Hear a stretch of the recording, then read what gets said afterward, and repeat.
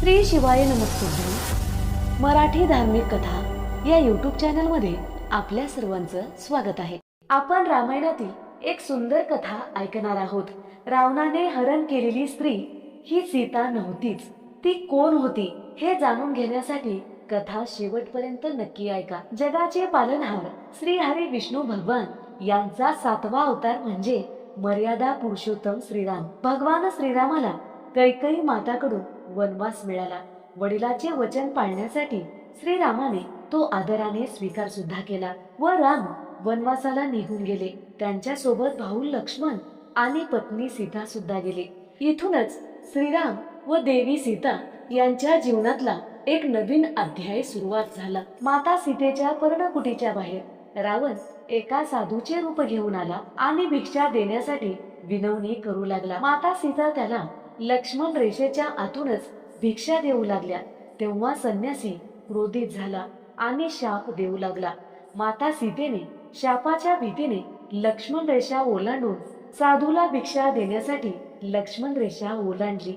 माता सीता लक्ष्मण रेषेच्या बाहेर येताच तो साधू लंकेचा राजा रावणात बदलला। त्याने माता सीतेला पुष्पक विमानात बसण्यास भाग पाडले आणि त्यांना लंकेला नेण्यास सुरुवात केली। माता सीतेला वाचवण्याच्या प्रयत्नात जटायू पक्षाने हस्तक्षेप केला, परंतु रावणाने त्याचा वध केला। ही आहे सीतेला हरण करण्याची कहाणी। पण मंडळी, सत्य काही वेगळंच आहे। रावणाने हरण केलेली स्त्री ही सीता नव्हतीच, ती कोण होती हे जाणून घेण्याआधी चॅनलला सबस्क्राईब करा, बाजूच्या घंटीला ऑल करा, त्यामुळेच मी टाकलेल्या प्रत्येक कथा तुम्हाला ऐकता येतील। राम व माता सीता यांना आधीच माहित होते रावण वेश बदलून सीतेचे हरण करायला येणार आहे। श्रीरामाने सीतेला याबाबत अवगत केले होते। दोघांनी या लीलेचा आरंभ केला।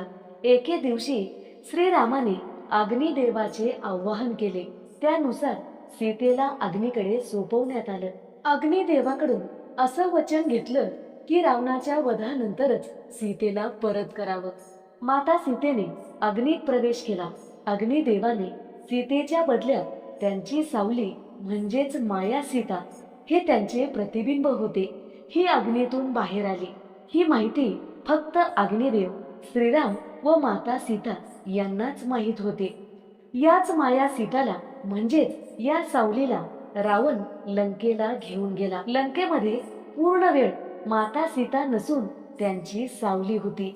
जगाचे पालनहार श्री विष्णू यांच्या आज्ञेशिवाय साधं पानही हलवू शकत नाही। त्यांची पत्नी साक्षात भगवती लक्ष्मी यांचे हरण होईल ही कल्पना तरी आपण करू शकतो का?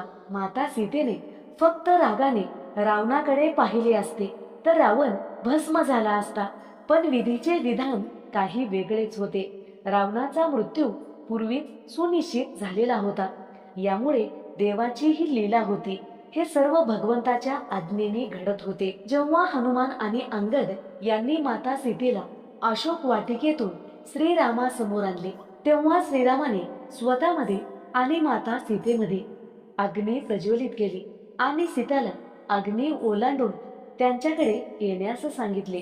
श्रीरामाचा आदेश ऐकून माता सीता धगधगत्या अग्नीत शिरली। माता सीतेने अग्नीत प्रवेश करताच प्रत्यक्ष सीतेसह अग्निदेव तिथे प्रकट झाले। माता सीतेची सावली त्या अग्नीत लीन झाली आणि अग्निदेव प्रत्यक्ष सीतेसह श्रीरामाच्या समोर उभे राहिले। त्यानंतर अग्निदेवाने आपले वचन पाळून माता सीतेला पुन्हा श्रीरामाकडे परत केले। याचा रामायणात स्पष्ट उल्लेख आहे। सीतेची परीक्षा पाहण्यासाठी स्वर्गातून ब्रह्मदेव सरस्वतीसह महादेव पार्वतीसह नंदीवर बसून आले। इंद्र, चंद्र, स्वर्गातील अनेक देवी देवता देवी सीतेच्या अग्निपरीक्षेची साक्ष बनले। जेव्हा श्रीराम सीतेला अग्निपरीक्षा द्यावी लागेल असे म्हणतात, तेव्हा हे ऐकून लक्ष्मणाला खूप राग येतो। आई समान वहिनीची अग्निपरीक्षा घेणे हे योग्य नाही। तो रामाविरोधात बंड करायला उतरतो। श्रीराम म्हणतात, सीता ही पवित्र आहे। सीतावर शंका घेणे म्हणजे प्रत्यक्ष माझ्यावर शंका घेतल्या समान आहे।